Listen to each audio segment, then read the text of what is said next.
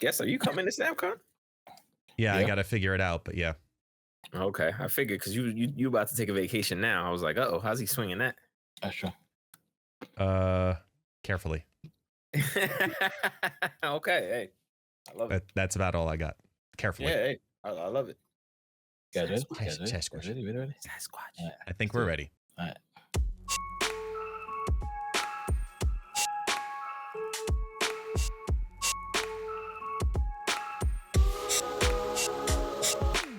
Hello, everyone. Welcome back to the Marvel Snapcast, episode 63. I'm your host, Ken, of course, the SuperTechGod, here with my co-hosts. The top 5 best snappers in the world. Sino. Because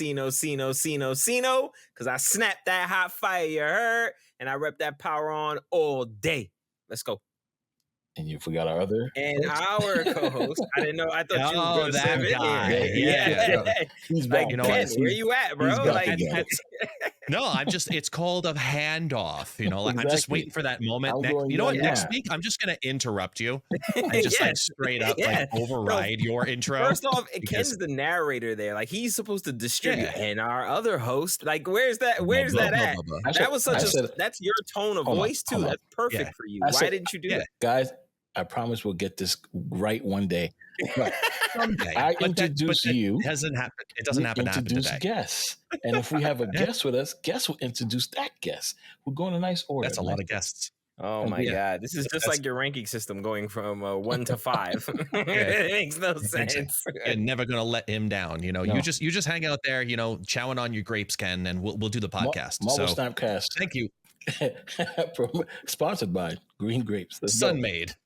There you go. Oh my God. Not hashtag not sponsored, just like Not Duracell. sponsored. All right, so Right. you want to tell us? Here, Yeah. I'll give you a second to chew. This is called vamping. We went over this in the last episode. I'll give you a second to chew, you a second to take a sip of stuff, and then we're going to talk about Gilgamesh and Thena, right? That is correct. So we're going to kick off There we with go.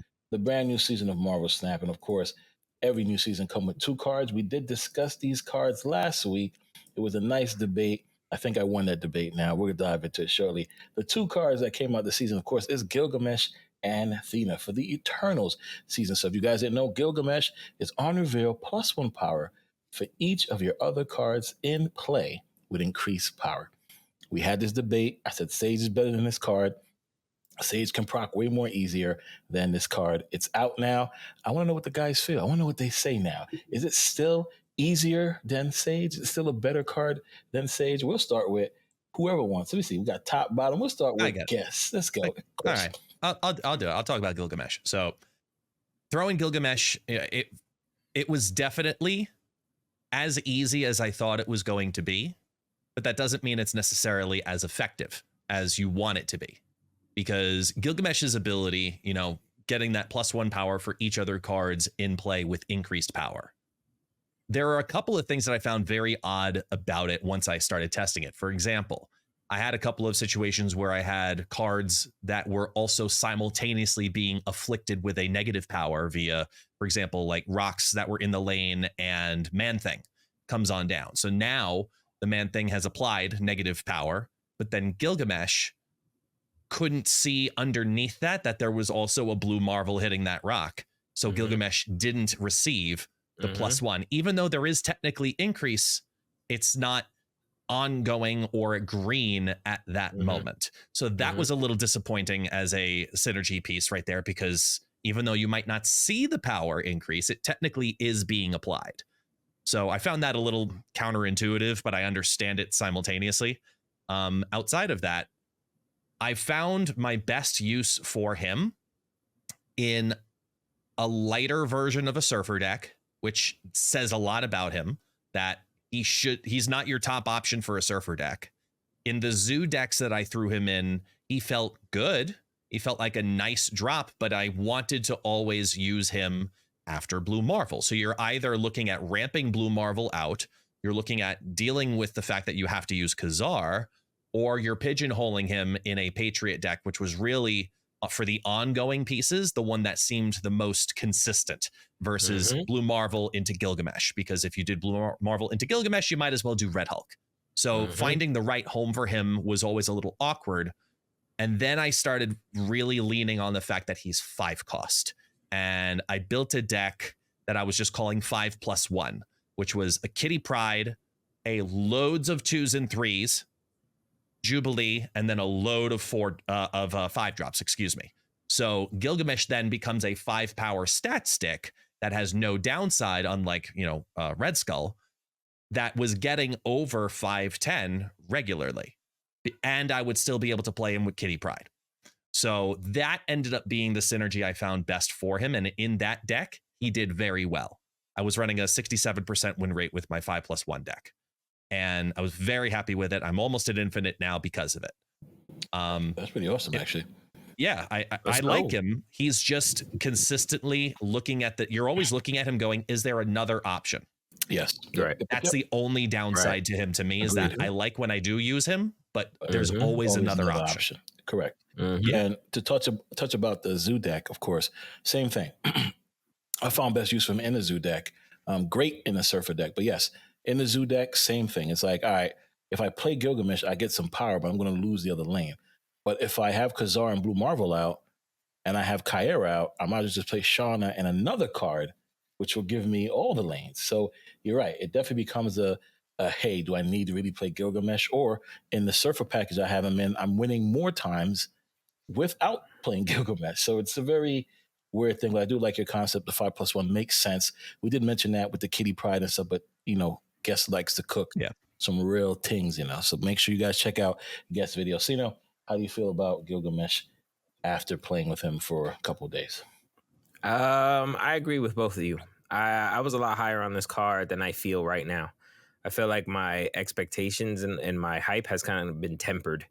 I agree with you guys. He's really good in a Surfer card list, but I've seen that when it comes down to it towards that last turn, sometimes you're not even playing Gilgamesh. You're going a whole nother route.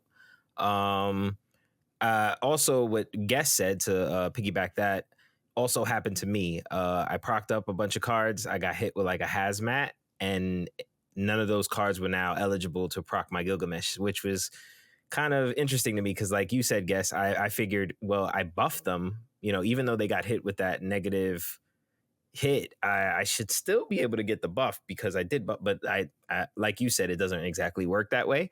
So I started running I ran Gilgamesh with like this ongoing combination, had like my Patriot with some Blue Marvel, Onslaught, Squirrel Girl, Brood, and then I threw Luke Cage in there because I've realized that if my power gets proc down, I'm not going to get that buff I want. It actually turned out pretty well. I also ran him in with that kind of same combination with the Squirrel Girl. I ran a little Mysterio to get the Sasquatch and Mockingbird proc down, and I in energy, and then I was able to play Gilgamesh towards the last ending turn with some big power. That was the only way I really found success really running it. I didn't really get that effect that I thought I was going to be able to get, all that power propped up that I thought was going to be able to be possible. But I will say with Blue Marvel shenanigans, maybe an extra turn, some Onslaught in there, I think Gilgamesh can be cracked. But you really have to get that. The big word. You hit a big word in there. Extra turn. And that's what feels awful about him is the extra turn, because you never want to play him on turn 5 necessarily, unless if you have a second backup plan for lane victory already in place, and that never feels good. Correct. 100%. In the Magic games that I had with Wong, getting both of those out, there were some great things that could happen there. I had a Gilgahammer deck that was great and felt really smooth because it bought turns, it bought time, it gave you another play line if you don't pull the Jane Foster line to get the hammers down, because he's a compensating stat stick to make up for that loss of hammer. So it worked out, but exactly that. It works best when you have Magic and Wong to really get more time that to ending, get that increased finish. Power. Exactly. I agree. Even trying with Hope Summers didn't work out. It has to be Magic. You need that additional turn. So I totally agree with that. So I gave it a 3. I gave it a goal last week, and I'm sticking with it. Like I said, I think later in the season, I think it's fair to say you were right. I think gold is fair to put this card in. I think I went platinum, and I don't think it's platinum. I think it's gold. Yeah, I think it's gonna go. It's gonna get better later in the season, or even next season. with the new cards coming out. But for now, he has to be a gold. I mean, maybe they made him a 3-5.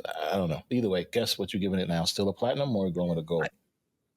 No, I'll drop it to double gold. Definitely, it's not worthy of platinum. But when you do get it to do anything that's over 510, yeah, you're setting up a really. Nice, it's a really good, and with no downside, and it could technically hit twice. Yeah, then it is a really good card. I truly believe though. Granted, we're only roughly a little over 48 hours in from having Gilgamesh released to the world. I truly think that no one has found the right Gilgamesh deck, though. Not yet. Right. I think that there will be something that goes, aha, this is what we were waiting for. It's like something along those lines, just not yet. I don't know. I think Khazar is the best for him for sure. Khazar Blue Marvel, because he gets like 520, right? Like, I don't know whether Cardless is going to get him to those big numbers, but you're right. We're only 48 hours in. People out there do some amazing things. And you're right. We'll wait and see what happens. But I'm glad you guys agree with the goal. The goal thing for it. Now we're going to rating. Yes. Wow. Rating. What a great improvision there, buddy. Help me. Help me help you. What's an improvision? Help me. Improvisation or okay. Yeah. Okay. There I definitely fumbled that one. I'll tell you, nobody. I'm sure everybody on the other podcast don't deal with this. Y'all don't deal with it.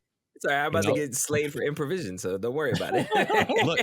look, even the people in the comments know it is my goal to be a jerk here. So you know what? It is what it is. That is true. Somebody said, "We guess you're always going to learn something, whether it's the good way or not the good way. You're going to learn it." Stop being a prick. I agree with them. Thank you. I guess stop being a prick. All right. Well, it's been fun, y'all. So we go to our next card, which is, of course, Thena. This is the wonderful not season pass. Wow, today's that spotlight. Spotlight. We got this, Ken. She is the brand new spotlight that has just come to the game. Thank you very much. And she's a 2/1 that gets after each turn +3 power if you played exactly 2 cards. Now, Sino, I'm going to let you lead off on this one because Ken still needs time to chew his grapes. So you go ahead and let us know. It was the rum that hurt those grapes, I think. I think it's throwing them off. So if I'm not mistaken, guess a quick question to you. You made this a diamond, right? You rated this a diamond? Yes, this is my diamond card of the month. Okay. And I rated it a platinum. I remember that. So I'm going to downgrade her guess. I'm going to downgrade her down to a gold. Yeah. I didn't get the impact from Thena that I thought also I was going to get. I thought it was going to be kind of insane. Where are those grapes? Now, am I wrong? You are okay. Double gold. Double gold. I will say double gold. Your gold is yours. Yeah. No peer pressure. Exactly. So how you feel? All right. So I do have a card list that I do love running with her, and it has Kitty Pryde, Angela, some Mysterio shenanigans, and then the Sasquatch Mockingbird. I got Cull Obsidian in there too with some Scar. It runs really well. I really like it, but I don't feel like she procs up enough for me to be excited about it. Now, great, it's a granted, it's a great two cost. Great 2 costs to have on the field. And she is going to help. But how, like, a major impact for like a diamond or platinum rating, I don't think she gives off. You do have to play 2 cards in order for her to proc every turn. If you don't have that synergy or you don't have those type of cards to pull that off, granted, you will be playing a deck that, will run that. But I'm just saying, if you don't, it's not really going to proc up, in my opinion, to the point where it's going to change the game, in my opinion. But yeah, that's how I feel about Thena. I'm just going to bring her down a little bit as I didn't get what I wanted. Maybe I'm wrong. And maybe I'm going to see her worked out in 900 different ways and go crazy. But for right now, that's just how I feel about her. That's totally fine. I still keep her as a platinum. I even threw her in a negative deck, and that was super fun. Tell me why, guys. Tell me why. I'm explaining to you why. Put me on. So, put me on. Nothing but every card that she has. Was that 7 seconds? Was that 7 DMCA seconds? under Yes, 7 seconds. exactly. I was prepared. See, Okay. Ken knows. Okay, He learned. exactly. Sino just goes on for like Yes, the he full was saying verse the- and He was chorus. saying the whole thing. It's okay. I know the guy who runs those. It's all right. He's never gonna sue us. Wow. That's true. There you go. Yeah, I put in a negative deck. Super fun. But any card list you run Angela in, you could basically replace Angela for Thena, and you'll be in a better spot. I think she's great in bounce. I think she's great with, of course, Bishop and everybody else. I mean, those type of lists where you can play multiple cards multiple times, she is phenomenal in. And I mean, getting her to high numbers wasn't that difficult at all. So, what is the highest you ever got your Thena to? Do you remember? Sino. Yeah. Oh, he's talking to me. No, I don't. Okay. I do not remember. I know. I don't think it was that high. That high up, though. No. So yeah. So back to it. I think it was probably like. No, it actually is pretty decent numbers, but still. Yeah. Like I think it was probably like 2.9.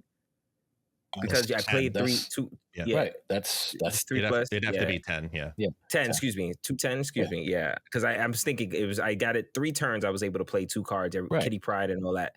Right. So I procced up 3 plus. So I procced up 9. So that you're right. It would be 10 with the 1 power that she is. Right. So I think to me, just getting a 210 on the field for playing what you're going to play anyway. Back to my whole Sage concept. I'm going to play anyway. To get it to that level is just a phenomenal card. So no, I still keep it a platinum. If you can't run 2 cards it's not gonna proc up that high. That's what I'm saying. So like if you get stuck out there with like a 4 on a 4 on turn 4, well, no, you're not gonna get that buff. You're not. You know what I mean? Like you make the card list to help you. And but you get what I'm saying. Yeah, of course. You have other cards that can play multiple cards at once too, right? You don't have to just play 2 separate cards. You could play Mysterio. That's 3 cards right there, right? You could play other cards. So that ruins you, Mysterio. Right. You can't. Mysterio's your problem child in your deck scene. I'll tell you right now. Yes. Okay. Sometimes it actually has. I mean, granted, it takes up a lot of space. I'm able to play a lot of power because of it. You get what I'm saying? So sometimes that space is taken up. It really doesn't matter because sometimes that would just be empty space regardless. You get what I'm saying? So that's fair. That's how, and Grant, what you said is absolutely right, guess, because all my games I take up every fucking spot. Like it's usually your every girl fucking every in there too. Okay. Guess broke Thena the first couple minutes. Like I couldn't even open up the shiny Thena properly yet, and all I see is a tweet from because I am a respectful fan of all the people that are in PWROn, so I have notifications when they tweet. It automatically shows me what they tweeted, and I didn't even get to open up the shiny Thena yet. And here goes guest tweet: I broke Thena. What do you mean you broke? We just got her. Did he? It's like 3 Are you sure? I'm gonna let him say his piece, buddy. Oh, I did. No, and I had it confirmed. It's broken. Thena's got a bug with her that they don't know when they're going to be able to fix it, but you can play more than 2 cards. You can get her ability to proc with more than 2 cards being played on a turn. For example, mechanics via bounce or swapping back into the deck. So if you have, for example, Kitty Pryde, Falcon, and Beast, if you play down your Kitty Pryde, then Falcon the Kitty Pryde back up before the end of the turn, and then play Beast. So you've got left on the battlefield 2 cards, it still counts, even though you played 3. So you can actually get away with playing more cards. Or Quantum Tunnel, that's another one. Yeah, you toss one of your 3 cards into Quantum Tunnel, Thena only finds 2. Now it doesn't apply to goblins because it's still on the field, on the board itself. Even though it's on the other side, it still counts as a played card. But if the card comes out of the board in some mechanic before the end of your playing session, not the end of turn, because Kitty is technically at the beginning of the next turn, that's why hers counts. You can actually get around it. So that's problem number 1 with Thena. Problem number 2 with Thena is that you were piloting her, because I don't know what fucking card you were playing. She is cracked. I was regularly getting her to 210 regularly.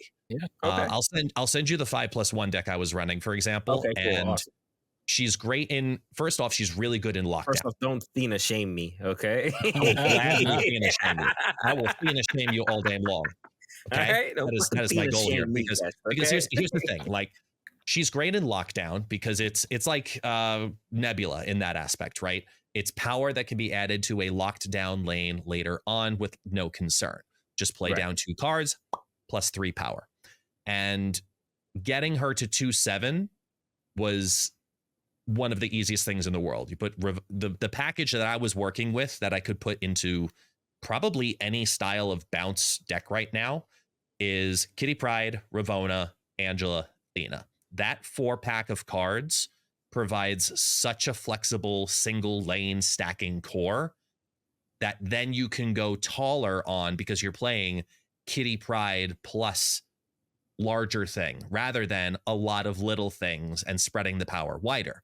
So you put down Ravonna on 2, Angela plus Thena, and that counts as 2 cards on 3. And then you're putting down Kitty Pryde plus blank, and then Kitty Pryde plus blank, Kitty Pryde plus blank. All that Sage, exactly. Just go and go.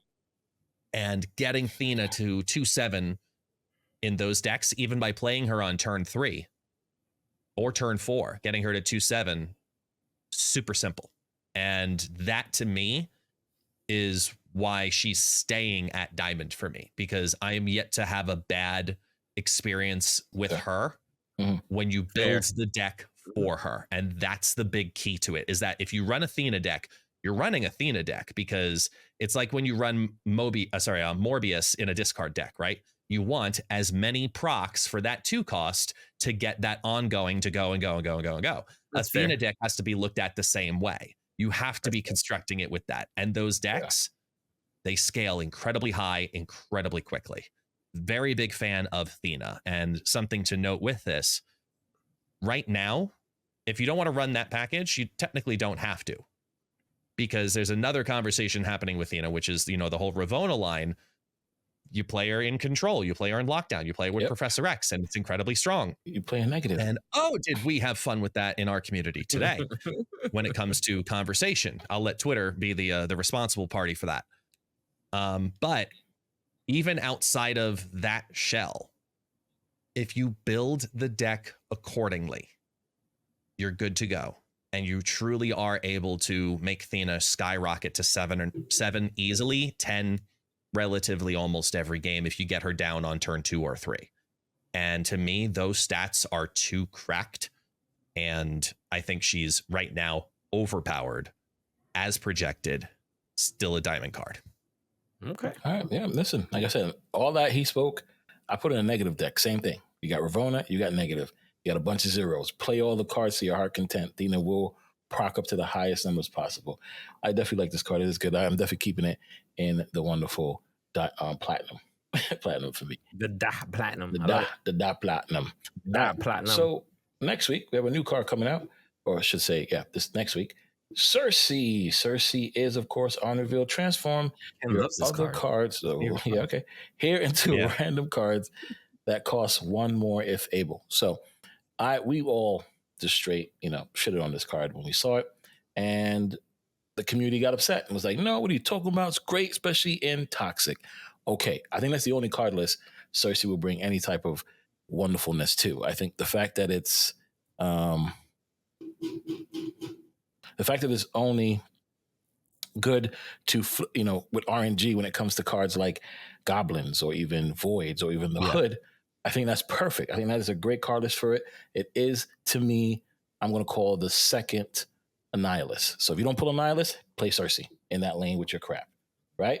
That's how I look at it. -8 Void, your Hood all in the right lane, drop Sersi, there you go, change it all out.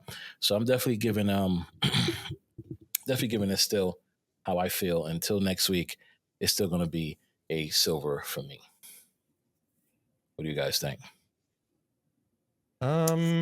I keep going back to the whole junk package conversation with Sersi, because right now it's the one that people are talking about the most. Yeah. They're saying, oh, Sersi's the next Annihilus or the new Annihilus, whatever, right? Correct.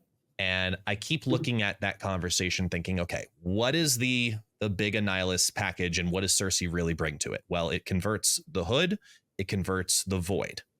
Mm-hmm. So your 4 cost going to 5 cost and the Hood going from 1 to 2. Mm-hmm. The Hood going to, and this is something that I plan on doing for Monday, because at least in this conversation, I'm not ready enough for it, because I plan on Monday morning when I do my preparations for all my next new card decks, I'm going to do more research on Sersi than I have any other card in a while, because I want to look at all of the upside from the RNG generation of if a 1 goes to a 2, if a 2 goes to a 3, if a 3 goes to a 4, etc., and take a look at how many good hits, quote unquote, there are for standalone style cards. And I think until I do that, I'm still on the low end right now for Sersi, because if I look at or even just thinking about it right now off the top of my head, I look at 2s. I would project 2s going to 3s and 4s going to 5s being the best target cards for Sersi. Just thinking about all of the different 3 costs that are in the game, how many have negative effects for you, and how many amazing 5 cost cards are in the game, and how many have negative effects for you. Those are the 2 costs that I think are probably going to be strongest, which means you're looking at cards like Mr. Sinister in a Sersi lane, flipping them both to 3 cost cards. Now you're looking at Surfer Patriot with Sersi. So if you don't run the Patriot line, you flip your 2 cost cards via Sersi into 3 costs that Surfer can buff up. If you're looking at the junk package, I don't think the hood is necessary. Sersi becomes a 2 card package option, which a lot of people run with the void anyway. But I think it really comes down to if the 4 cost is better and the void is not going to benefit from 5, is Sersi better than Lady Deathstrike? And until I sit down and know that, she's still, for me, the meme card of the month. I think she's not good. I'm in silver as well. I need to really break down where are the best upgrades. Is it worth it to play Sersi in a brood lane? Is it worth it to play after putting squirrels down? You know, what are you converting over? Right. Etc. That's what I need to figure out first to see if she's truly going to be worth it or not. Because right now I don't feel very confident on it outside of converting 2s into 3s and 4s into 5s. I totally agree. I mean, the other package you could look at it is probably running Wasp. Probably run Pixie, Wasp, and Yellow Jacket. Drop those 2 on a last turn and hope to get some nice ones. I mean, that's something that you can think about too, but I still don't care. That's my only issue.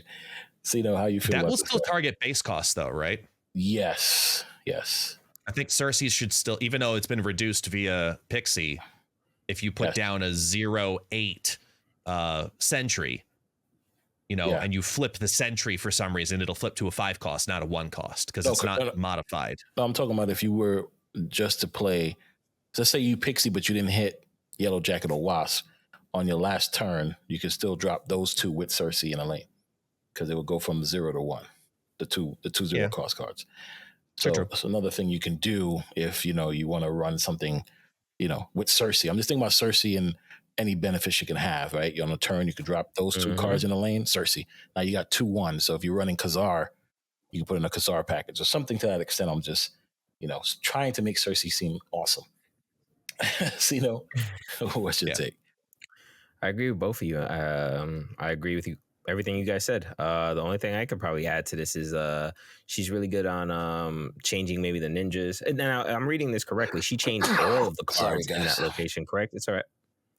She changes all the cards in the location, correct? Transform your other cards here. So that's all the rest of the cards that are in that location at the moment, correct? Correct. Ooh. You didn't read that, did you? Yes. No, I read that. Okay. No, I just got curious about how that works with goblins. Okay, see, that's cool too. I was thinking ninjas, goblins, squirrels, being able to change all those, you know what I mean? Is a perk. And that's why it's good. I don't know if she's gonna be huge. And I agree with you guys also on the Annihilus. She works perfect with junk. You guys hit it right on the head. She will flip goblins. She will flip it to a 6 cost. Yeah. Yeah, perfect. Yeah, cool. No, I mean in the sense of like even green. You know how there's that weird interaction with blink and goblins where if you fire over a goblin and then you blink it back into the deck. Well, no, that's replace. That's not transform. Transform. Yeah, that's more transform. Tarnak, I think is more RNG based. I guess transform goes with the fact that it could be random. I don't know. I just think that's the verbiage they use. Yeah, it will hit. Yeah. I'm still not high on the card. I'm just trying to think of every possible way to use it. Yeah, how to crack the card. I was like, hey, we got Wasp, Yellow Jacket, 2. Yeah, it is what it is at that point. Um, Yeah. So we normally stop here, but there is something coming. A change is happening. So you guys see here, Makkari is the card after Sersi. After the turn, runs from your hand to a random location. We spoke about this card. We were good about it, very highly about it. I know some changes coming. Guess, do you have the inside scoop on what's happening to Makkari? I do have the inside scoop. So Makkari is going to be changed specifically from a 3/3 to now being a 3/4. That's a big change. 3/4. That's a good Not change. bad. That's a big. So and my nice Cerebro players are sad. Of course. Yes. My Surfer players yes. are really happy. Yeah. But what about everybody else? Good question. So 3/4 is a great stat line. Yeah, why not? It's a card that you don't have to waste any energy. This goes great with Thena, right? It goes great with Thena. I'm excited for it. Because it plays, right? Runs, yeah. So I think it's great. I think it's a great card. 3/4 is a good stat. So any way you can buff that card or help you out with a Dazzler deck or anything to fill up a lane, I think Makkari is pretty good. I think 3/4 is a better stat than 3/3. I think a lot of people will change their mind and actually pick up this card now who don't play Cerebro or Surfer. I think they'll pick it up because the random 3/4 you don't have to spend any energy on, just goes to a lane. Right. Now, of course, it could screw you and go to lanes that you don't want it to go to. But bar with no name. Right. But at the end of the day, I think that change is pretty good. Or it could save your life and go to Sanctum Sanctorum or Death's Domain or wherever the hell else you can't play. So shout out to Spar. Shout out to those guys making that change before she comes out. I mean, that's a pretty great change. Yeah, that'll be a nice little change. And we've seen them do this before. Like, they'll put out the season pass announcement. They'll get the feedback of the community. They're still testing certain elements of the card. And then at the last second, Legion gets an extra power before they drop him. And now we're seeing the same thing again now with Makkari. Yep. Yeah. And it almost, I wonder if the same thing's going to happen that happened with Legion, where Makkari ends up being like, now it's a lot more interesting, because before Legion came out, nobody wanted to play Legion. We were all like, why the hell would we ever play this piece of trash? Right. And then they buffed him 1 power, and then we all started messing with him for that 1 extra power, and we broke the game with him so much so that they had to drop him back down to a 5/7 after like a month. And I wonder if this is the same kind of like, hey guys, trust me, you're gonna want to play with Makkari. Like, I'm curious. Fact. No, I agreed, because when we discussed about it last week, we were like, okay, cool, good for Surfer, Cerebro 3. It's okay. We went on to the next. Now we gave it an extra power. We were like, it's looking pretty better now. I think this card might deserve a 4. Yeah, right? Something now. But yeah, I can't wait for this card to see what it does. But yeah, I wish this was coming out next week and not Sersi. But let's give Sersi a chance. We'll see how it go. You love Sersi. Oh, for sure. Sersi is the best thing on the planet. Did you not know that? Can't wait. I cannot wait. Hey, she's a 7 power, okay? She's a 7 power. Okay. So, of course, with this wonderful new season, there was a patch that was coming out. We knew a little bit about it. We knew that there were drops coming. They were hyping up drops. The drops did come. We spoke about it on the other podcast, but definitely check out the website if you want to see what those drops were. There were some great drops. I know a lot of people were happy they got new cards, so pretty good stuff. But I was hoping for more in the patch notes, but we did get a little something that we're going to go through right now, and we'll probably talk about the drops for briefly. More? Yeah, man. I mean, of course, we all much more. More is better. Yeah. So, of course, here go the drops as we mentioned. Howard the Duck is now Series 3, Samurai, Mirage, Echo, Martyr. These are all great cards. Echo, probably the best out of all of them. Mirage Echo, I think, is a real steal. Yep. Howard the Duck. We'll leave Robo to that. So Samurai, okay. And then Martyr is a Martyr. Then the Series 4 drops, pretty good. Jean Grey. Celine, should have been a Series 3, but whatever. Hercules, great card, so happy for that. Nebula, finally. Silk, amazing. Living Tribunal, great card.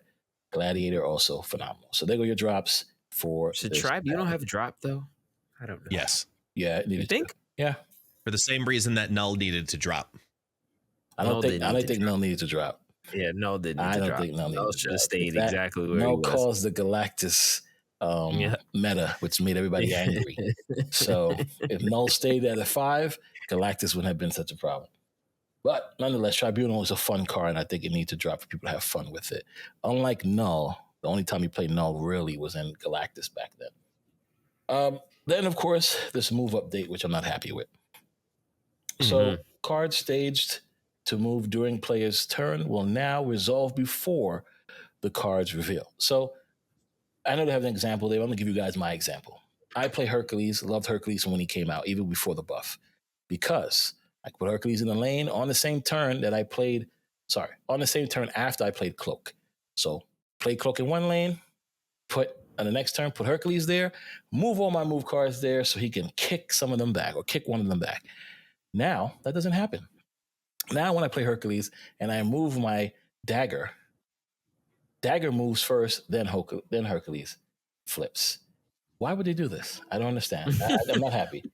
I know, Guess, you play Move a little bit, Guess? Yeah. Okay, how do you feel about this change? Because I'm not happy about it. They're basically looking to fix some of the counterintuitive things that actually have nothing to do with Move. For example, if to use New York as the location example, it's one of the ones that they mentioned in the game. There was this weird situation that would happen with ongoing cards and very tall cards that, let's say you had a Devil Dinosaur over in the left-hand lane and New York was in the right. Turn 6 happens, and now you possibly are moving your Devil Dinosaur over, which is at full power, let's call it. As you move it over, until its turn of the Devil Dinosaur's move happens on the battlefield, its ongoing is disabled. So if you're the opponent, you couldn't Rogue, Enchantress, or Shang-Chi it if you had priority, because they'd play Rogue, or Enchantress, or Shang-Chi. Even though you've moved your Devil Dino over there, the ongoing is deactivated until it is now your turn, and then it realizes, oh, now you've moved your Devil Dino here, puts the ongoing back on. So people were ducking under using Move. That was part of it, number one. They were able to get around not intuitive mechanics. So number two, just to understand that, just so people can understand too. So you're saying I have priority, I move my Dino does not flip. They play their cards flip before my Dino turns on his ongoing? Yeah, they used to be able to, like, the opponent would have the priority and you've done a move. The opponent have their priority. So even if they have priority, then it shouldn't work if I move my card, because they should flip first. They flip first, but you've moved your Dino in there. So technically your Dino's already been moved into the lane. Yeah, that's fine. But it didn't work. That's fine. So that was a part of the issue, number one. Yeah, I got you now. Number two, the more obvious problem that was addressed within this was Phoenix Force, because there used to be turn order mechanics that really, really could get Phoenix Force abused. And this kind of hones that down just a little bit, because now, say you have, you brought back your multiple man and now you've got 2 of them on the battlefield for the final turn. Now, you used to be able to do this double weird move mechanic thing where you could move your Phoenix Force, then play your Ghost Spider, and only one of the moves would count, and then the other one would go back. It was this weird secondary double mechanic. Right. And it was very counterintuitive. It should have been, and what it now is for everybody is they can go into there, they move their cards before any cards flip. All movement mechanics resolve. So that includes Nocturne, which was the biggest one, because right now that really nerfs the hell out of Nocturne a bit, because now you move Nocturne, it does the location change first, then flips your card, rather than play a card down, like let's say Black Panther, ongoing goes off, and then the registered move goes, and now nowhere is the location change, even though Black Panther already popped off. Right. Now it goes the other way around, where Nocturne's going to move, change the location. Oh, look, now it's nowhere. You played your Black Panther. It's not going to move. It's not going to do its thing anymore. So there's a lot within this that people will just have to experience when it comes to the move updates. But it is a core game mechanic that will take some time for some people to get used to when they learn the hard way with a couple of, oh, why didn't that do that? Oh, yeah, that they changed how move works. Thank you for breaking that down. I mean, listen, I was very wondering why they even touched it. Yeah, why they even touch it? But I get it. It makes sense now. It is more intuitive to do it this way. The move should flip. The move should process first, then everything after. Fair enough. Okay, move has changed. All my move players, good luck out there. I don't know what to tell you. I don't play move. I'm good with it. Yeah, I know you're good. Now we're But going you play to the cards next. that move. I don't really play move. You play cards. Yeah, I that do play move. Jeff and Nightcrawler and stuff like that. You're right. So there you go. So now we can't make that mistake of playing Professor X before. No, it doesn't matter. Jeff goes there anyway. All right. Nonetheless, back to what I was saying. Features. So now we have new collectible borders that look phenomenal. If you guys want to check it out, check out my Twitter page. I did post one of Carnage. This Carnage looks phenomenal with the red cosmic border. I have an Infinite with a blue cosmic border.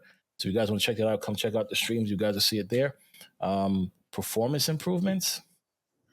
I don't want to talk about that because I haven't really seen that much improvement. Wait. Don't. I don't want you to skip over this yet. Hold on. I got one thing to say about the cosmic borders. Let me hear it. Okay, so with the cosmic borders, if you're not certain if you're going to get a cosmic border or not, if you play Loki or Thanos, that should be where you put a cosmic border, because you're de facto getting multiple cosmic borders, because all the stones get the cosmic border as well, and all of the Loki cards get the cosmic border as well. So if you want to get more cosmic borders for less, that's how you do it. There you go. You guys heard it here first. Inside scoop. Cheat out cosmic borders. Damn right. First Thena, now cosmic borders. Break the game. Yeah, that's cheat. That's just breaking everything. Performance improvements, yeah. So if you have a mobile device, download all your assets.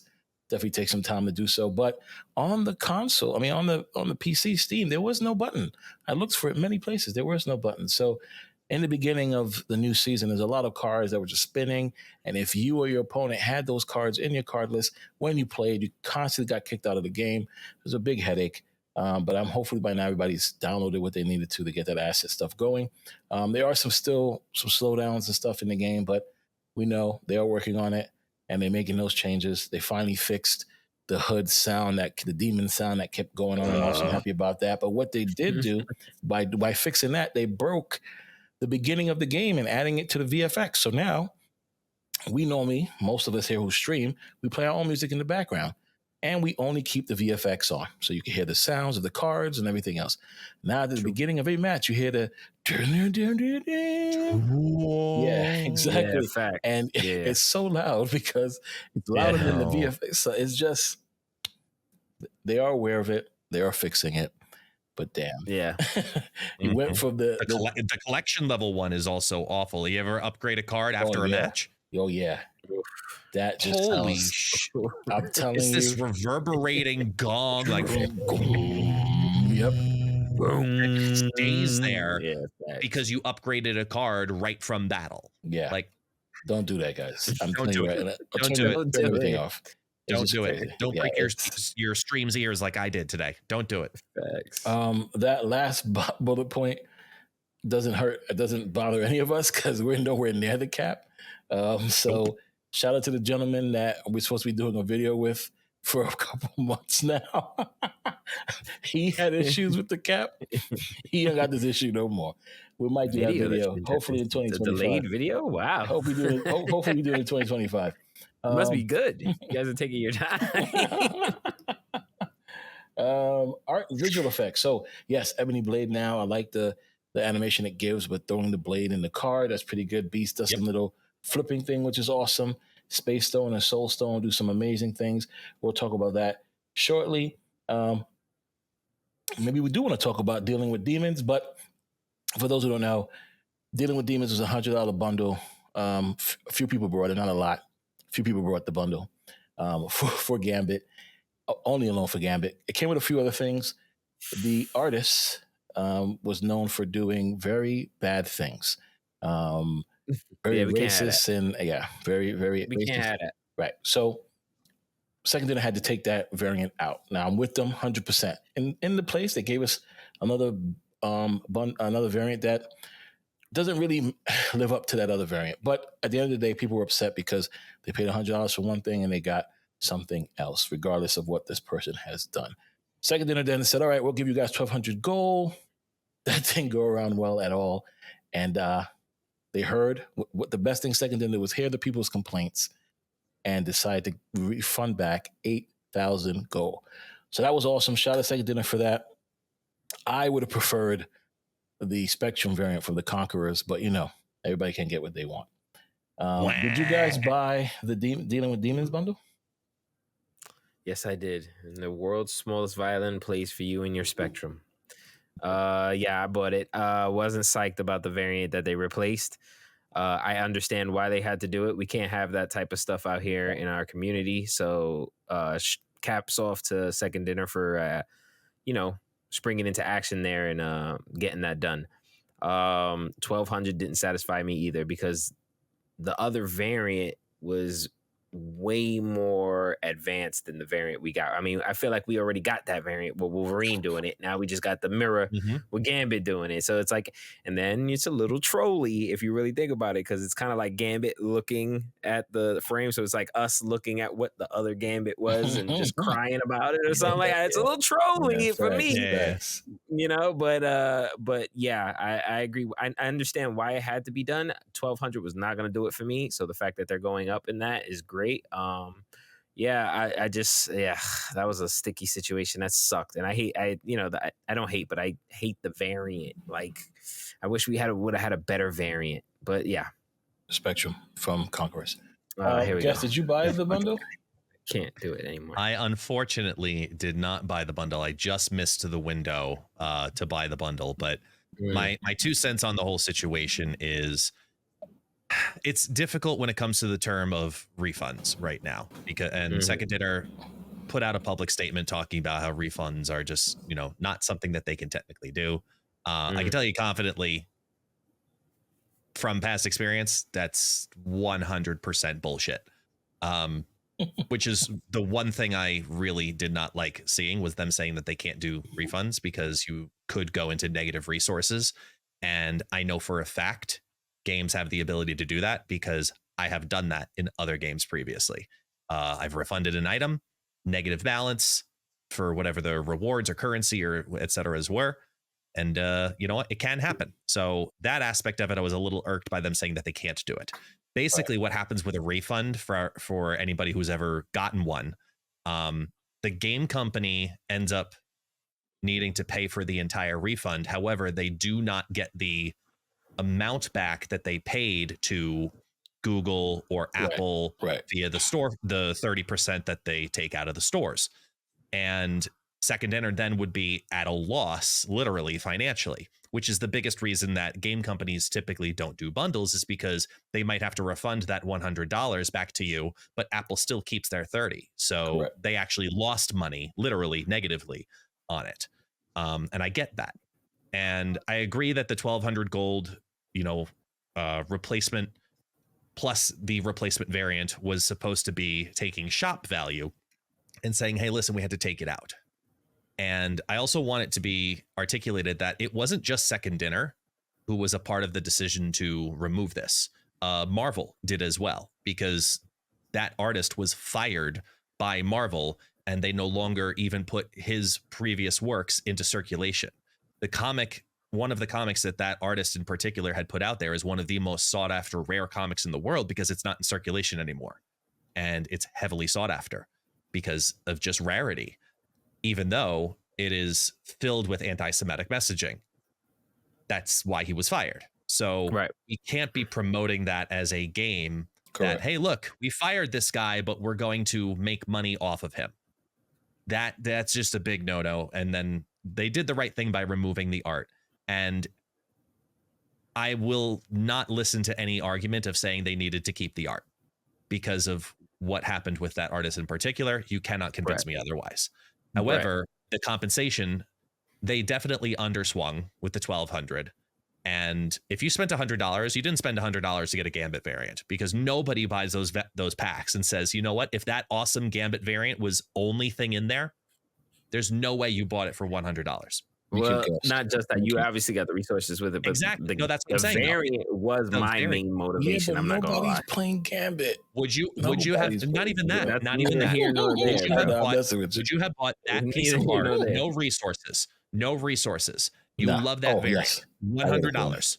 Would you have bought it? Not Damn. you, Ken. You buy everything. Damn. I'm talking to Sino. Okay? Well, Sino. now without the $100. resources, No resources. $100 I think is a little excessive. I think Exactly. if it would It's have been not a worth it. little like maybe half of it, if it would have Yeah. been 50, I probably would have gotten it. I'm not gonna lie to you because Right. that Gambit variant was really fire, and It was 100. It was a especially cool someone looking variant to give its credit. Yes. Absolutely. Yes. But $100 someone for that without variant. No, every sorry. variant in the game, like I didn't have a Gambit variant, so to get that one was like, oh, okay, that's fire. You know what I Right. mean? Yeah, Well, I yeah. had one of the picks, so I don't count that, but it's like that was the one. You know what I mean? Like that's the one I'm gonna make the favorite, and I'm really gonna doll up. And the fact that it got taken away is kind of like, oh fuck. But if it would have been something at least of like maybe Gambit throwing some, it would have just been some new art, like A different some art. live action art, maybe it would have been great. But it was just him laying in the bed looking at a picture, which kind of felt Yeah. Right. Like just to finish on it, like I feel like if the pack hadn't already come with 8,000 gold and 8,000 credits, I'd feel very differently. And the fact that now people have received an additional 8,000 gold. Did that get distributed yet? No, not yet. It hasn't been distributed yet. Okay, I'm about to say, like who I got to? You've got 16,000 gold for $100. 8,000 credits, 2 variants and some boosters for $99.99. Anybody who's still complaining about the art as their primary reason of I'm still not satisfied. Yeah, it's sour grapes. I'm sorry, you've got it's sour grapes, and you're literally complaining to just 8,000 makes it. The 8,000 should be forgive and forget. You know what I mean? Like, I think they that's what had that to was do supposed something to do. monetarily to make up for it legally. It was supposed to and buy some sort of trust. It's like, here, you know what? Here, guys, you know, we effed up. Here you go. Take that. You know what I mean? And my last point on this. Yes. Ken, you opened with the fact that some people bought this bundle. If there's anything I learned in this whole experience, there's a lot more people that buy $100 bundles than we thought. Yep. So you know what, people? Pick which cake you want to eat. Yep. And then eat one slice at a time. Because you know what? Like that really, really irritated me to see how many people were upset about it because they want compensation. I'm like, oh, so you still spend $100 in the game. Oh, interesting. Right. Yeah. I was going to as well. But I wasn't going to buy it for the variants. I was buying it for the resources. Agreed. And it goes back to, Sino, my free-to-play players out here, $100 bundles. I was shocked to see all these people spend $100 too, as Guest said. But guess you gotta remember also they probably won some in some giveaways that were out there, or you know what I mean? A lot of people were doing. Oh, all right, forget that. I got you're right. All right, giveaways. You gave away like 3 of them, bro. What are you talking about? You about to get on me? Look, calm down. Stop talking. Relax. Calm down. Guess exactly. But guess because you did not get the bundle, guess what Second Dinner is going to do? They're going to re-release the bundle with the new variant. So sometime in the near future, you'll be able to get the bundle just for the resources, but you also get that awesome Gambit laying down, looking at the photo picture, and you get that amazing looking Shadow King with 16,000 gold. No, 16,000 belongs to those who paid for it prior. You didn't buy it prior, so you got to get the 8,000. It's okay. I quit this game. So we got some audio, awesome updates. Ebony Blade sounds, the Beast, Venom. He has some awesome sounds, but he does have one that says, I am Venom, which should have been, we are Venom. So people are upset about that as well. Hopefully they fix that. Then we had the balance updates. Thanos finally got the change he needed so people can actually play him again. Now, all the stones are pertaining to him. They did get rid of Sanctuary 2, which makes sense because you get a free stone. If you don't got Thanos, doesn't make sense for you to even get that stone. So now, the Mind Stone, of course, is same thing. Now you draw 2 stones from your deck, not just the 1 cost cards. Again, you want to get the stones in your hand anyway, so it makes sense. Reality Stone, of course, now is replaces location with a new one. Kind of the same thing, right? But this time you don't just draw. remove the draw. Yep, correct. Then Soul Stone now, before it used to give -1 power to all the enemies in that lane. Now, what it does is Thanos cannot be destroyed or discarded. That is pretty cool. Space and Stone. Draw a card. Yes, and draw a Nice. card now. Thank you. Space Stone now. This is what everybody was talking about. Once they read this, I know firsthand guests made a Jeff Thanos card.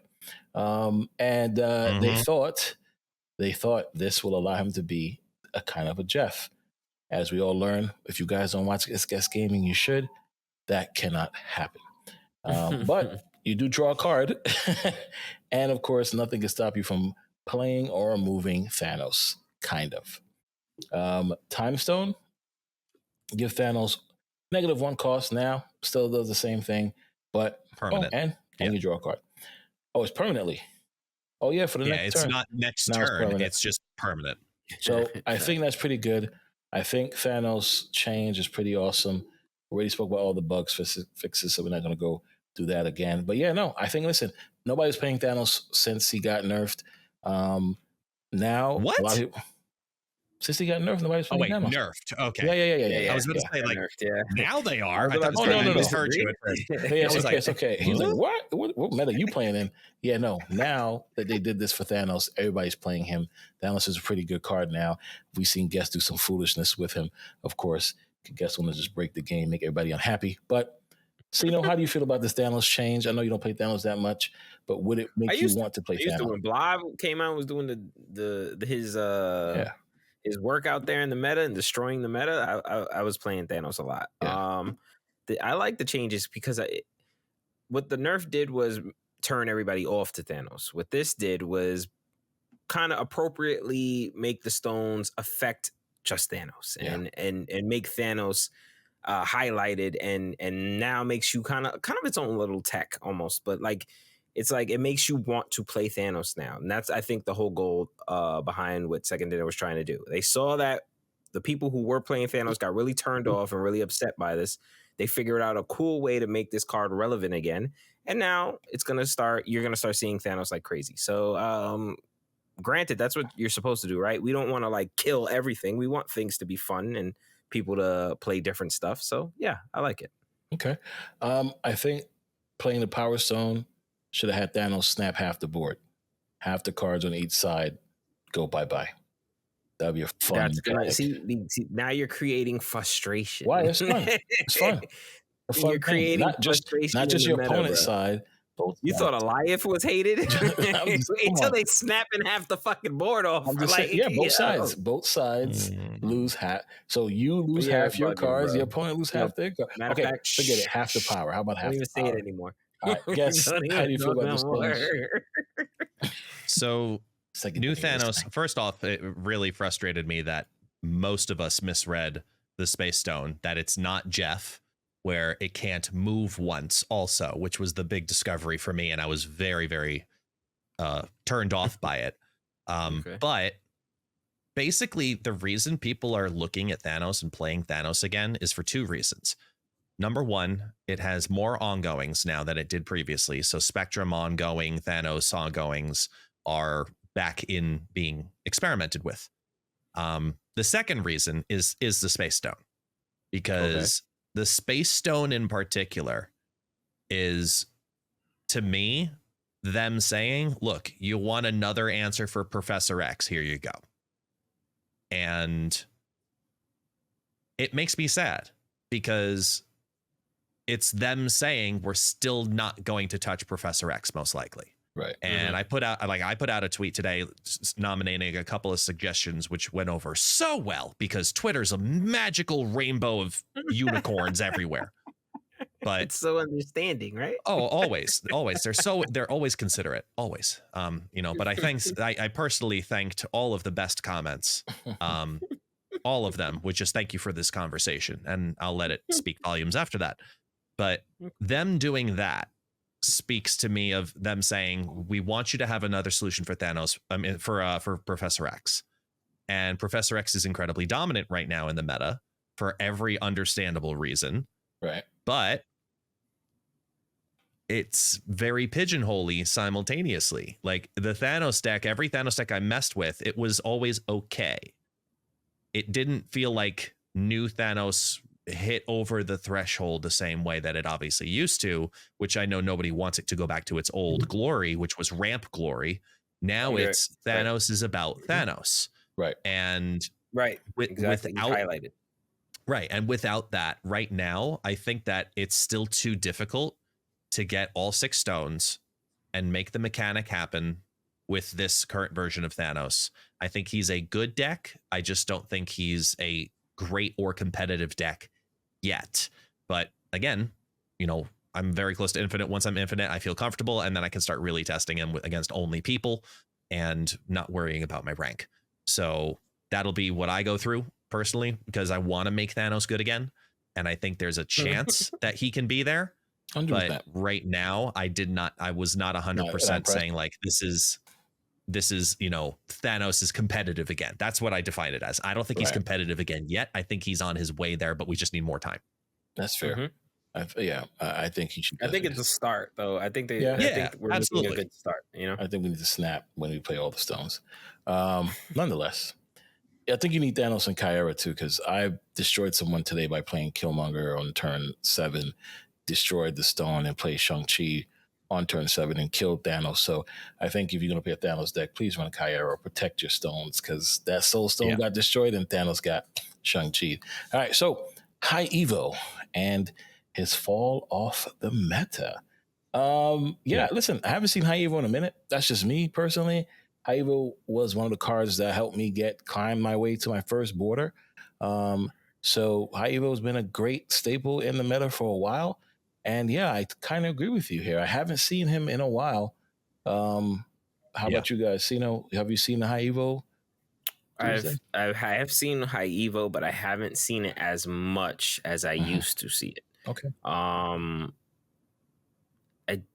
fall off? Is it a fall off, or is it that there's just so much more interesting archetypes out there now that they want to play other more fun lists?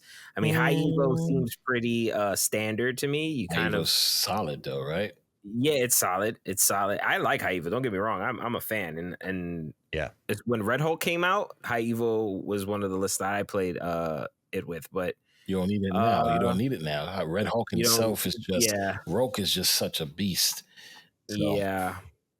I agree that I don't see it anymore. Fell off. I'm not sure, but you're right. There is a very minimal amount of people playing High Evo now. So I guess maybe things have just no pun intended, evolved over High Evo. All right. Yes. What's your thoughts? So I wanted to talk about this one today in particular because, he was registering originally as, back when they used the term Big Bad as a game defining style card, that it's an archetype defining, deck defining, awesome, powerful card like Thanos is supposed to be. Right. And High Evolutionary, the whole purpose of High Evolutionary is to have take these vanilla cards and make them better to a different degree. Right. Otherwise, you're running Patriot to buff them up because they need that vanilla stat line to go up. But High Evolutionary's evolved beings are just not able to keep up with any kind of competitive meta nowadays. I think he's straight up been outpowered. If you're looking at, like you just said, Sino, you're playing an Evo deck that also runs Rulk. More often than not, you're dropping Rulk over Hulk evolved. More often than not. Right. I don't think the evolved line is strong enough anymore. I hate to say. And I think a lot of that comes from Shocker. I think a lot of that comes from Thing specifically because they are the two weakest and most skipped over cards. Their abilities are not giving enough oomph, even in the decks that they do work with, right? You want the Infinite skip. That's what I was combination thing. I was using Shocker for. Exactly. She-Hulk or Infinite down a cost. I can skip on 5. The amount of times 0. But the amount of times that actually happens, you always end up replacing it for like armor. No, yes, or something else, just anything. Let's be honest here. It doesn't work. Or some more. It's not worth it. And then the Magic evolutionary versions have just been phased out because Magic now has so many ways of being turned off that you're always you have to understand the risks that you're putting in there, and Nocturne now exists too. Nocturne was the real hit to Magic lately. Yeah, that was a big one. That was a big one. Yeah, that was a big one. Yeah. But I think that we may need to go back to the drawing board a little bit when it comes to High Evo, because I think that there are some opportunities to make High Evo a overall better deck.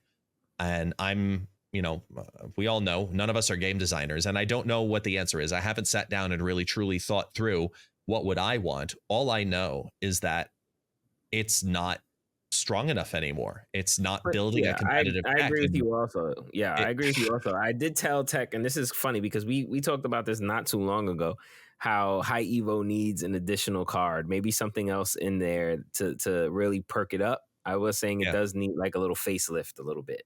Maybe just a little bit. Just a little something to really power, some other card that really brings it up a bit and really spices something up in that High Evo list.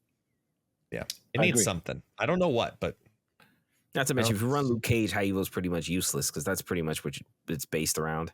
You know what I mean? Killing energy and then cheating out Abomination or cheating out Affliction. Just throwing an Affliction to get that A-bomb out. Hulk in some sort of way. So yeah. And I've recently seen some lists of people trying to make high evolutionary decks, come on back into a competitive way. And I still am yet to see one that goes, that is competitive. I'm like, that's cheeky.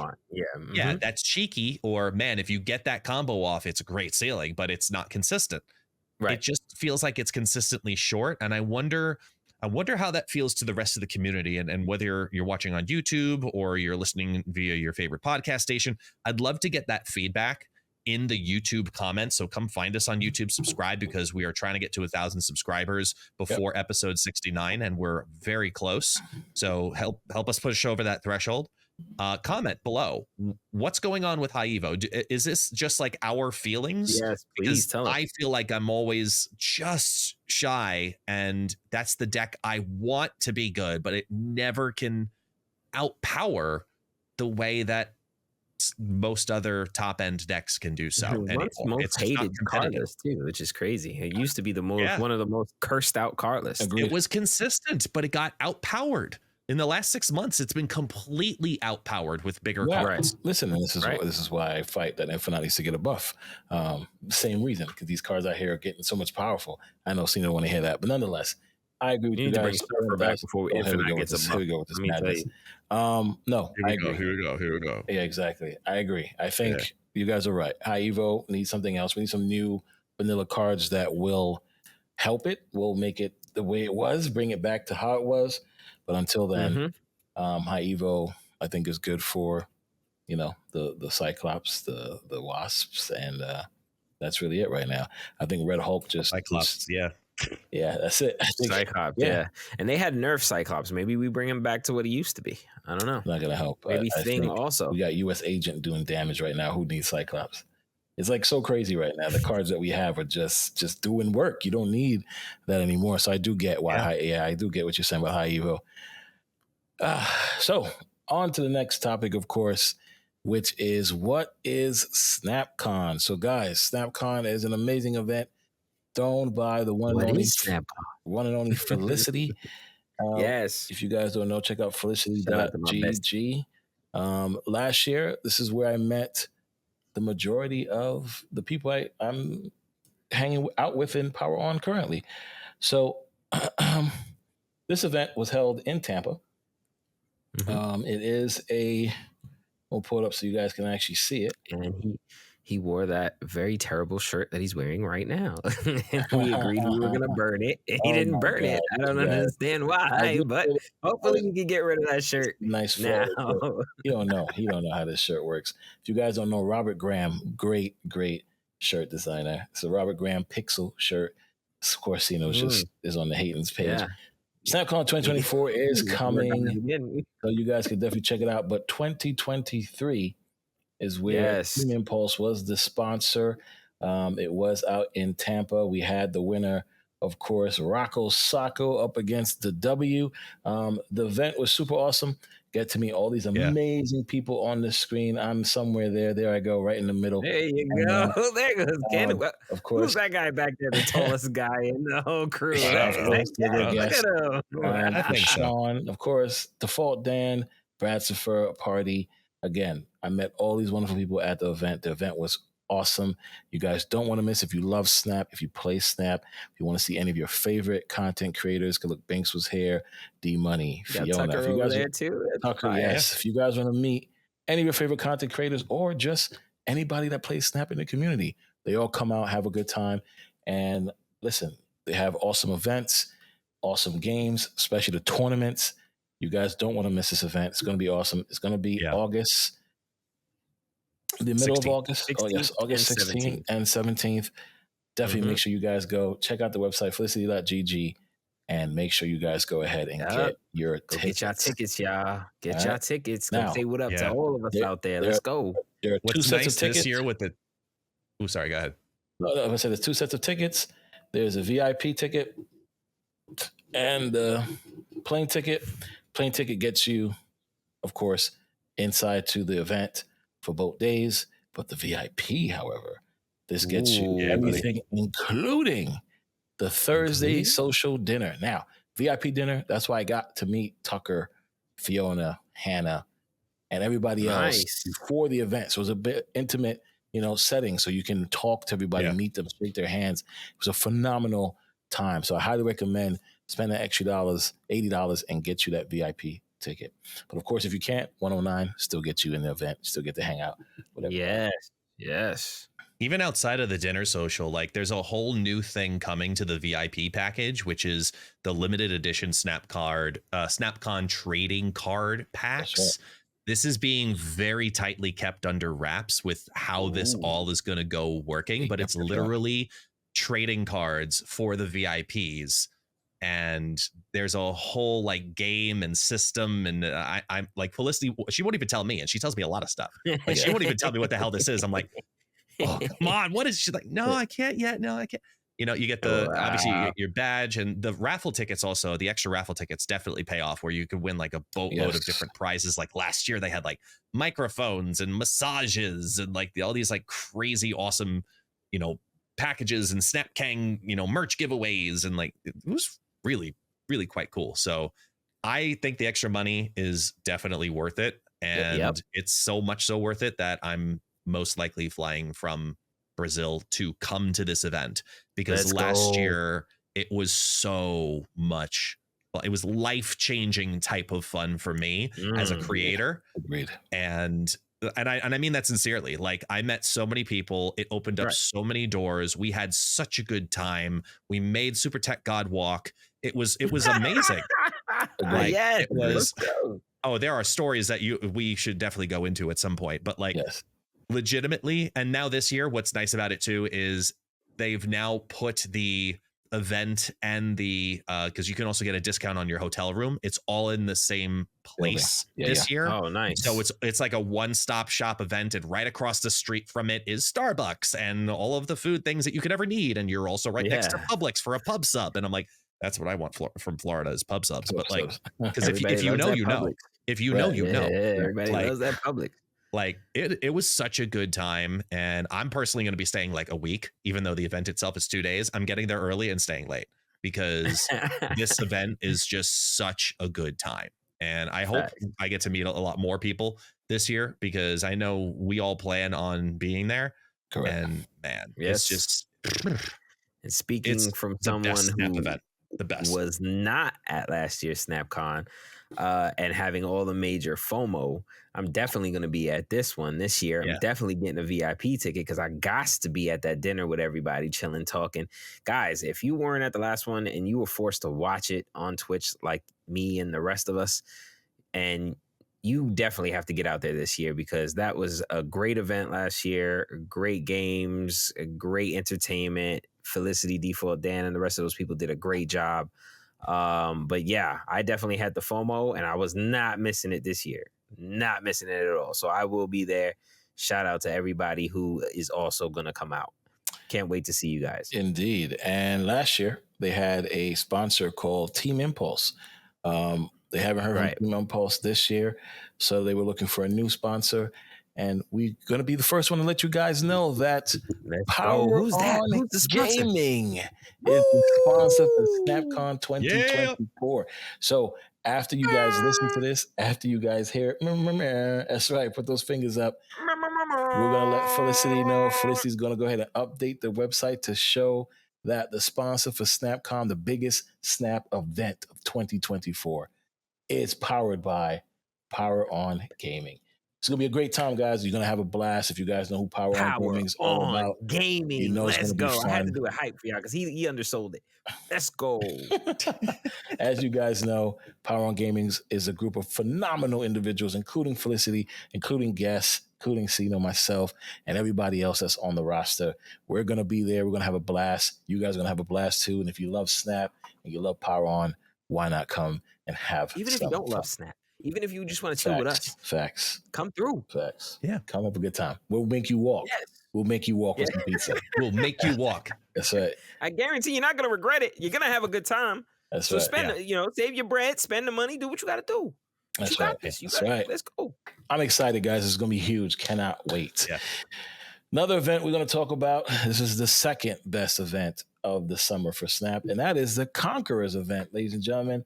Conquerors is back this season, of course, with the one and only summer Conquerors event with the hosts Binks and Eggs. If you guys don't know, Binks, he was at SnapCon last year. Binks and Eggs.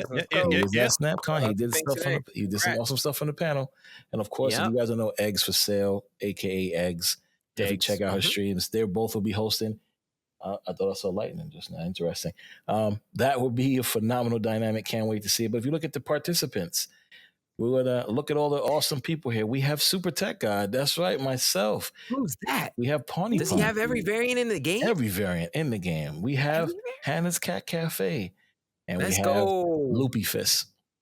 All 4 members of PWROn will be in this event tomorrow at 2 p.m. Eastern Standard Time. Of course, with all the other newest members on here, or members that you guys may not know, but King Venom is a big one, of course. Alawisi. I'm going to say that. Lamby. Alawisi. Yep. Yes. Lousy. Yeah. Yep. Awi. Spiral. Spiral's in it? I don't even know Spiral's there. Spiral's in it. TLSG, of course. Doughy Cat. Yo Woody. Yes. Yo Woody. Koru. Okay. Mr. Jeff Hoagland himself. Googly. And Elsery. So awesome content creators. Of course, as you guys know, we have to play with the one and only Gilgamesh. So I've been playing a lot of Gilgamesh for the past 2 days. We had to give in our card list right away. Like the minute this was announced, all right, guys, we need your 4 card lists right now. Like, okay. I put one together, put another 2 together, but the third card list, the 4th one, you guys are going to see is called It's Guess Gilga, and that's from the one and only Guess Gaming. So that's the card list I'm thinking to use in the championship to make it the last one. It's strong, it has some awesome cards in it, and to use it for the championship. I like the It's Guess Gilga. I think It's Guess Gilga is going to carry you. It's going to carry you. Yeah, I made it up. That's it. Yeah. Homage to the gentleman right here from the Marvel Snapcast. Why not go ahead and put that on there now? I think that's going to carry you, boy. If you guys know, win the whole thing. I wish I could play it the whole way through. You only can play one. As you win, you can't play that card list again. So that game that you're going to win it all, it's going to be that one. It's going to be 100%. So you guys didn't know, we'll give you a quick history about it. They had 2 Conquerors events. The first one, you had to pick a winner to get a Spectrum variant. I picked Harry Binks one, so I didn't get the variant. That's the one I'm missing. Well, we'll get it soon. Second event, you had to pick a winner to get the Deathcock variant. I picked Lamby and I won, but Death Squawk variant. I did pick Lamby. Jesus Christ. Lamby won. How did this go left? How did it go left? I don't know. Don't ask his Deathcock.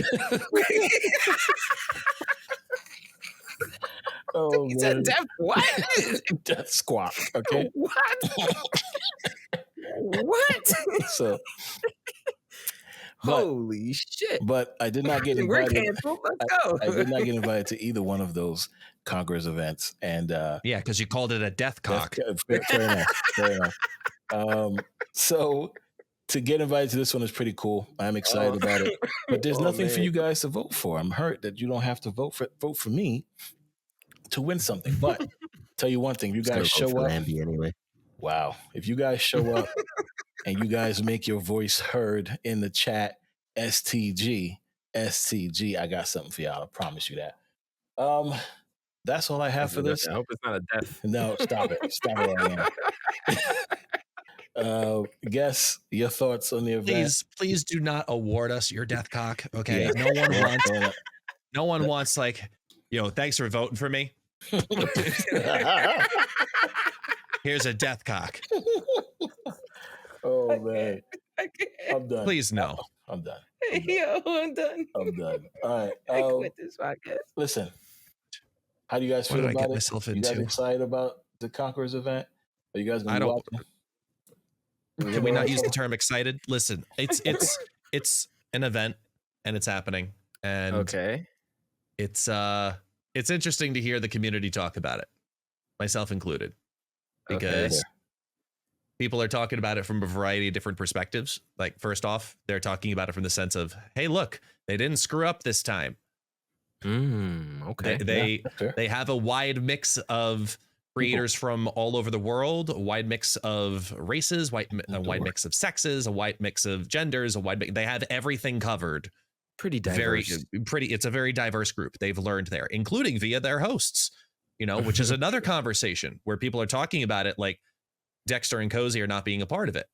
And even though they commented and they started a whole conversation essentially on Twitter by just, Dexter said, bruh, and that's it. And then Cozy did like the whole Spider-Man point thing in response. It's amazing how many people are also blowing that out of proportion when it's simultaneously like Dexter's getting married this weekend. Exactly. Like, he's going to be at a bachelor party drunk off his ass most likely on Friday night. Like, the last thing he wants to be doing is talking to his reverend, literally, Cozy, just like, so let's talk about Snap as they're, doing funneling beers and shit, on the night before his wedding. Like, what the hell, it's an interesting conversation because people are upset that Cozy and Dexter aren't doing it again because people like Cozy and Dexter. And I understand that. But at the same time, we should be over celebrating the fact that Binks and Eggs are doing it because they are two amazing people and they deserve all the credit in the world for being invited to be hosts for this event because they are awesome creators. They're awesome people. I've gotten to know both of them and they deserve it 100%. Yeah, absolutely. Who knows who will be there next year or next event? Maybe yours truly, maybe Sino, maybe Ken, who knows? I just know that Nuverse needs to really do some vetting on their selections. Okay. And I'll leave it at that. Loud and clear. Maybe Nuverse reaches out to PWROn or we reach out to them and we host our own event. I like that. I like. Cut out the other publisher middleman. I'm down. Yeah, I mean, listen, why not? Nuverse, if you're listening, PWROn's ready for that. We can hold an event. We'll make it happen. We got casters. So we got people. We got the production. We got the production quality as well. That's right. And we're diverse. What I've sent you guys, like, and we're just as diverse. Exactly. So, ladies and gentlemen, you heard it here first. We're gonna make it happen. We're gonna make it happen. We're gonna make our own event. There we go. I love to hear it. Right. All right, guys. This is the global announcement of the Agatha Arisham ItsGuestGaming event, hosted by PWROn in August. It's going to be the AAA, the August Agatha Arisham event. By PWROn. Wow.